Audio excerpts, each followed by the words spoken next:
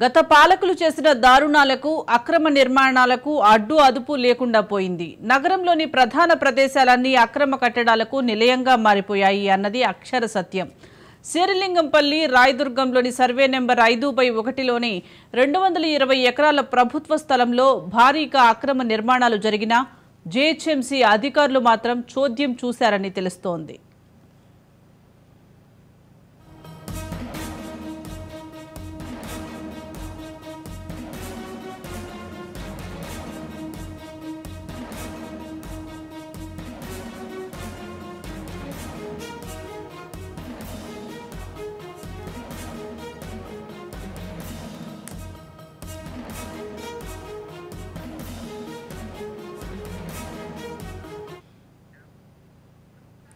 GHMC అధికారుల సహకారంతో 10 అంతస్తుల నిర్మాణాలు దాటినా ఎవరూ పట్టించుకోవడం లేదు.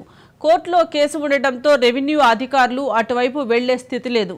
ఈ స్థితిని అదునుగా చూసుకుని అక్రమ నిర్మాణాలు కొనసాగిస్తున్నారు అక్రమార్కులు.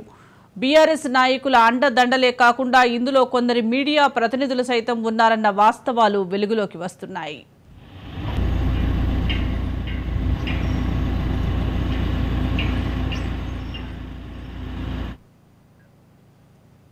ఈ అక్రమ కట్టడాల వెనుక కటకటాలు లెక్క పెడుతున్న శివబాలకృష్ణ హస్తం ఉన్నట్లుగా ఆరోపణలు వీస్తున్న పక్షంలో శివబాలకృష్ణకు ఉన్న సంబంధాలపై కూపీలాగే ప్రయత్నం చేస్తున్నారు అధికారులు. ముఖ్యంగా శివబాలకృష్ణకు మీడియాతో పాటు రియల్ ఎస్టేట్ రంగంలో ఉన్న పరిచయాలపై కన్నేశారు అధికారులు.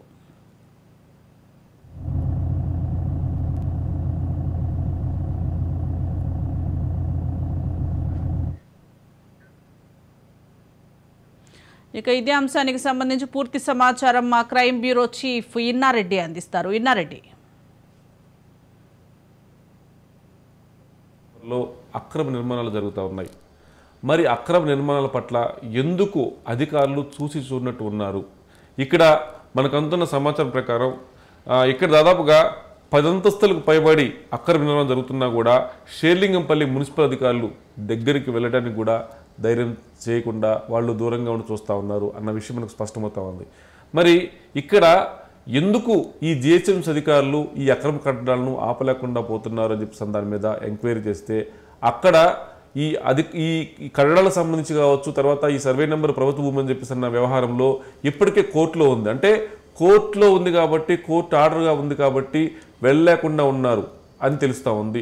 అంటే కోర్టు ఆర్డర్ ఉంది కాబట్టి ప్రభుత్వ అధికారులు ఆ స్థలంలోకి వెళ్ళి వాళ్ళకి నోటీసులు ఇవ్వడానికి కానీ దాని మీద చర్యలు తీసుకోవడానికి కానీ వెనుకాడుతున్నారు.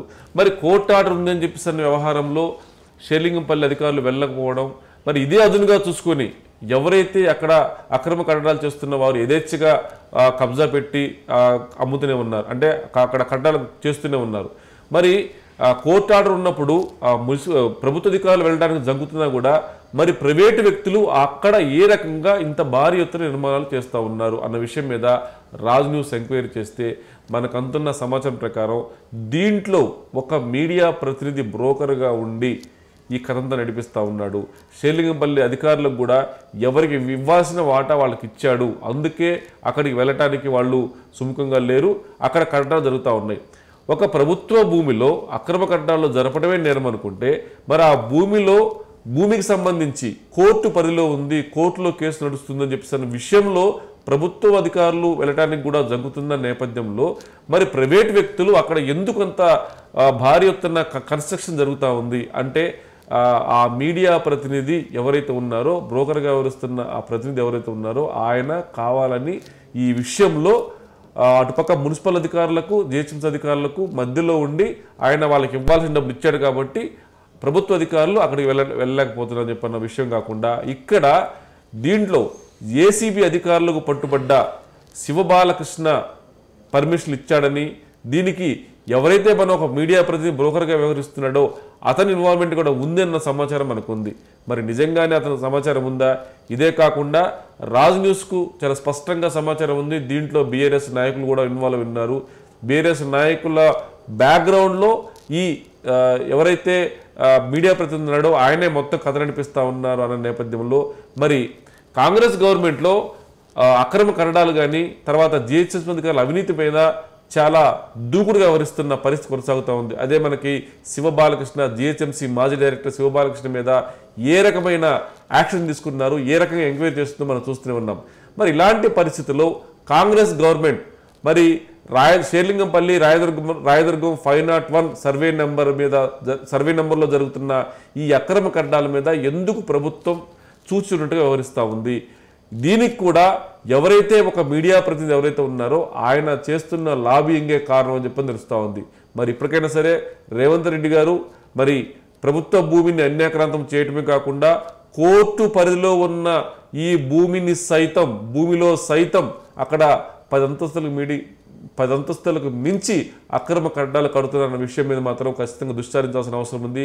మరి సదరు మీడియా పర్సన్ ఎవరైతే ఉన్నారో అతను షేర్లింగంపల్లి అధికారులకు, తర్వాత కట్టడాలు చేస్తున్న రియల్ ఎస్టేట్ వ్యాపారులకు, అలానే గవర్నమెంట్లో ఉన్న కొంతమందితో కూడా ఈయన లైజనింగ్ చేశాడు, ఈయన అక్కడ అండగా ఉండడం వల్లే యథేచ్ఛగా కట్టడాలు జరుగుతున్నాయని చెప్పిస్తున్న విషయం మనకు అర్థమవుతా ఉంది. మరి ఎప్పటికైనా సరే ఇలాంటి విషయాలు కనుక బయటపడితే మరి మీడియా ప్రతినిధి ఉన్నాడు కదా అని చెప్పేసి కాంగ్రెస్ గవర్నమెంట్ సైలెంట్గా ఉందా? మరి మీడియా ప్రతినిధి ఎందుకు ఈ రకంగా అడ్డంగా అక్రమ కట్టడాలకు సపోర్ట్ చేస్తూ ఉన్నాడు? దాని మీద మాత్రం ఖచ్చితంగా ఎంక్వైరీ జరగాల్సింది. దీని మీద కనుక ఏసీబీ మరోసారి కనుక దృష్టి సారిస్తే ఇప్పుడు శివబాలకృష్ణ వ్యవహారంలో ఏమైతే కూపీలాగి భారీ ఎత్తున అక్రమ సంపాదన వ్యవహారంలో చాలా కీలకమైన అంశాలు బయటపెట్టారో దీంట్లో కూడా రాయదుర్గం 5/1 సర్వే నెంబర్లో చాలా కీలకంగా దీంట్లో కూడా శివబాలకృష్ణ ఇన్వాల్వ్ అయి ఉన్నాడు కాబట్టి మరి శివబాలకృష్ణకు సంబంధించిన వ్యవహారం దీంట్లో ఇంక్లూడ్ అయింది కాబట్టి మరి ఈ ప్రభుత్వ భూమిలో జరుగుతున్న అక్రమ కట్టడాలను ఎందుకు ఆపడం లేదు? ఈ అక్రమ కట్టడాల వెనుక ఉన్న రియల్ ఎస్టేట్ కంపెనీ మీద ఎందుకు చర్యలు తీసుకోవట్లేదు? అంటే మీడియా ప్రతినిధి అక్కడ ఉన్నాడు కాబట్టి దాన్ని మనం చేసుకోకుండా, అంటే ఆ ఇష్యూ జోలికి వెళ్లకుండా ఉన్నారా? మరి దీని మీద సరే ఇప్పటికే ప్రభుత్వం ఆలోచన చేయాల్సిన అవసరం ఉంది. షేర్లింగంపల్లి రాయదుర్గం 5/1 సర్వే నెంబర్లో ప్రభుత్వ భూమిలో జరుగుతున్న అక్రమ కట్టడాల మీద ఎప్పటికైనా సరే చర్యలు తీసుకుంటుందని చెప్పేసి కూడా మనం ఆశిద్దాం. This is Inna Reddy signing off. Serilingampally